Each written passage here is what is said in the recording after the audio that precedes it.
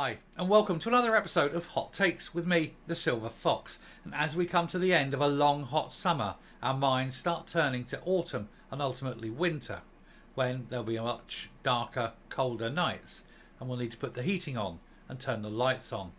And how much is that going to cost? With the cost being sort of limited, shall we say, by a price cap, but that cap is constantly increasing. We know there's going to be poverty ahead. And how does this affect businesses who do not have a price cap? Will they be able to stay open? We could be looking at a very dark, deep, cold winter. And this could lead to, should we say, serious action? Possibly even riots on the streets when grannies are dying in their flats of hypothermia and there's no food on the shelves. And even if you had food, you can't heat it or cook it. Let's have a look at two articles. They are related. One's to do with business and one's to do with domestic. And it's all to do with energy prices and what the future may hold. So on the business front, Britain starts to turn out the lights. Restaurants, pubs, butchers, cafes and shops are among small businesses forced to close as soaring energy bills begin to bite.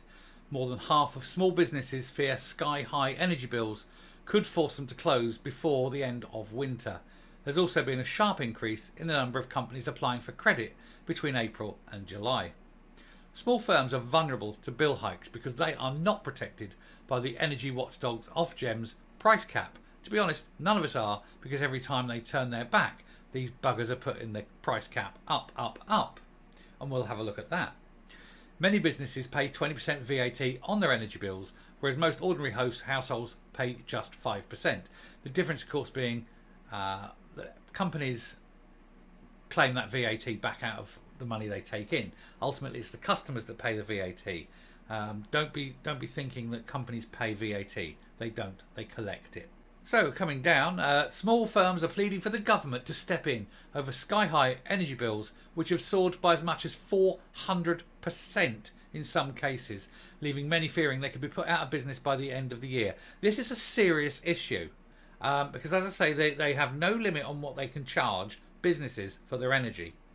Now, a business that turns over and makes a modest profit, pays its staff, pays its bills and whatever, makes a modest profit when, let's say, it was £200 a month electric, all of a sudden has to find close to £1,000 a month electric.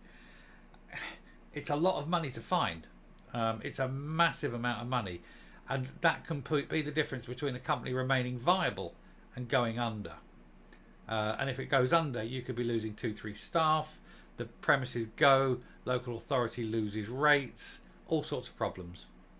It's a massive shortfall in the economy, and all because of one person. And we will come to this one person later, but this is all due to one person that this entire thing's happening. So we'll have a look at an example here. Butcher's shop TP&A Murray in Bristol, known as Murray's to its loyal regulars, closed its stores for the final time this month after 28 years in the premises, which has been occupied by a long line of butchers since the 1800s. Tom Murray, 65, had planned to leave his beloved business in the safe hands of Nathan Haynes, 32, who joined Murray's as an apprentice when he was 16. But supply costs have risen drastically. The price of beef and cheese for the deli counter is up 15%, and the shop's £11,000 a year business rates bill is also expected to escalate. But Mr. Martin, the butcher, his energy bills went from £7,000 a year to £22,000 a year. He had no option. And it's going to be, I'm not going to go all the way into this. This is just an example. This is going to go in up and down the country. Small businesses that have been around, for, in some cases, 100 years, gone. Gone because of stupidity, because of ignorance, because of a lack of spine, and because everyone was fascinated with one person. Now I'm going to just switch across to another one here, which is this one. Similar vein, homeowners face paying more on their energy bills than their mortgages, warn experts, amid fears of annual bills will hit £6,823 in April, as Britain brace for Ofgem's October price cap announced tomorrow. So they're saying here that they could peak at nearly £600 a month, £569 a month, which is higher than the average mortgage. When you're paying more for your energy than your mortgage, you know you're in trouble. And this is going to mean people up and down the country are either going to freeze, starve, or be made homeless when they're not paying their rents and their mortgages. They have to make a choice. Do we stay warm and get thrown out of our house, or do we freeze to death but at least have a roof over our head? This is not right. And again, this is down to one person and a load of spineless politicians. It says the country faces a catastrophe, with bills becoming totally unmanageable for millions of households. They need to just turn around and say, right, no, this is the price, and drop it. And the companies that say we can't afford to do that, you say, well, yeah, you can. You can stop making, record profits, and you can stop paying your directors millions upon millions of pounds, and you can start doing that. Oh, we're going to go up, we'll go under. That's fine, go under. And the moment you go under, bang, the government buys you and renationalises you. That's it. Problem sorted. Problem is sorted. Then the taxpayer, yeah, it's going to come out of central taxes, but it'll be central taxes paid by everyone. It won't be rich fat cats growing fat while people starve or freeze to death.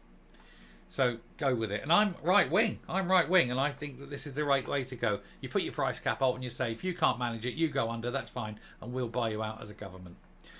British Gas has pledged to use 10% of its profits to help customers, with £12 million being given in the autumn. Oh, only 10% of its profits? I think 90% of its profits should be snatched and put back into helping the price of the gas in order to help customers. Also, government, take your 5% VAT off the cost of bills. Also, government, take the green levy off the bills. Take those two things off the bills and the bills will fall significantly.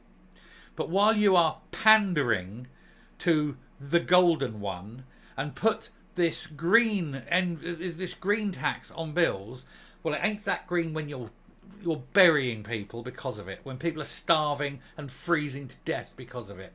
With forecasts predicting the average cost could increase to more than £3,500, with one think tank saying this could be a serious threat to families' physical and financial health this winter.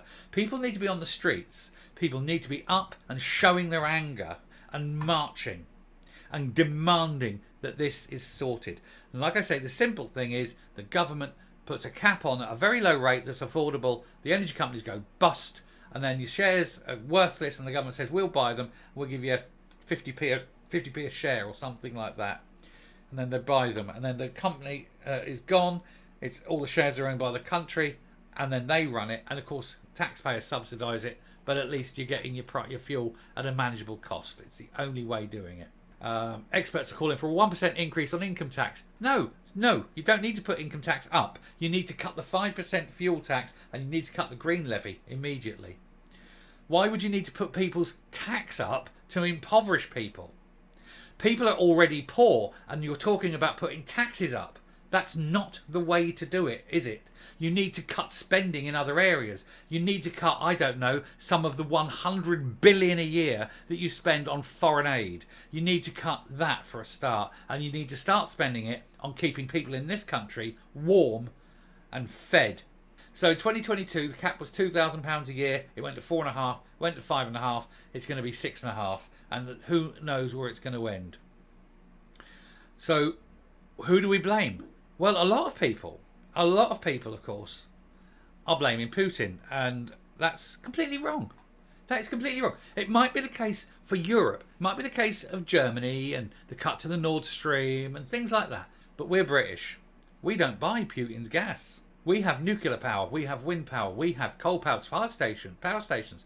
We weren't allowed to open up any more coal mines, and we weren't allowed to go fracking because the government said no, because of one person. And who is that person? This. So there she is, the Vunderkind, the golden one, the little princess. She travelled the world 2018, 2019 on her tour of speaking to world leaders, the UN, anyone, frankly, who'd listen to her.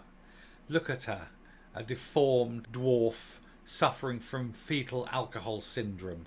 She has all the examples of it, especially the mental decrepitude that goes with that problem. And she stood there, manipulated by her parents into talking utter horse shit about anything and everything. And she knows nothing, and she has no solutions. But they were enamoured with her. And Boris said, "You're right, we won't open any more coal mines, despite the country needing them. And you're right, despite gas being much, much cleaner than any other form of energy we have at the moment, we won't frack. What we'll do instead is make our poor people poorer and poorer and poorer, because they will not be able to afford energy, because you are a 16-year-old retarded child, and we believe you." And now look at the situation caused by this. I mean, she became, look, Time magazine Person of the Year because she's so wise and leadery, and everyone hung on her words. She is the new Jesus. And then she turns up at Glastonbury, this time looking suitably dirty because it's Glastonbury. You can guarantee that dirt was placed on by makeup artists. And yet the thing is, virtually no one reported on what she had to say at Glastonbury this year because people were too fed up with what she had to say. They'd realised that she was full of horseshit the whole way. Everything she said was wrong. Everything she called for was wrong. Her whole existence is wrong. And that deformed, strange little child is now morally bankrupt. And she's bankrupting nations across the world. Well, it's time she disappeared, and thankfully it appears she has. We don't want to see her or anyone like her again. Because imagine how cheap it would be in this country if we had maybe 20% of our fracking capability up and running already. And remember, this country's got 15 to 20,000 years worth of coal, should we take it out at the 1975 levels, the year in which we took the most coal out of the ground.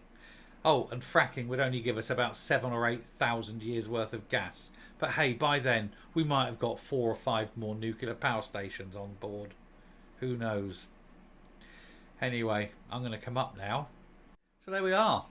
This is the price we pay when buffoonery and stupidity rules large in government, and they pay attention and actually listen to a 16-year-old girl who knows nothing about anything. The poor will get poorer. Hell, we're all going to get poorer.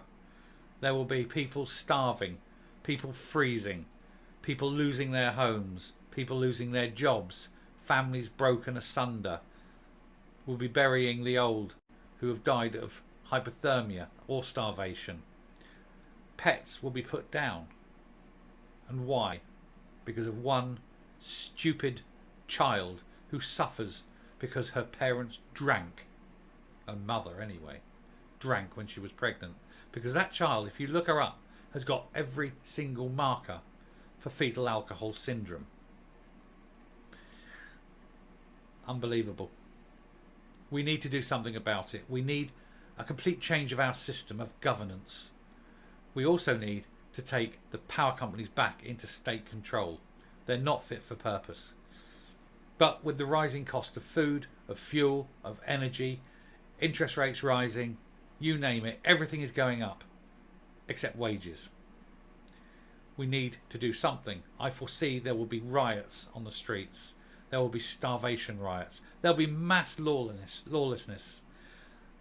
I think supermarkets have got to be prepared for mass theft. There's going to be, what they call shoplifting on an industrial scale in this country.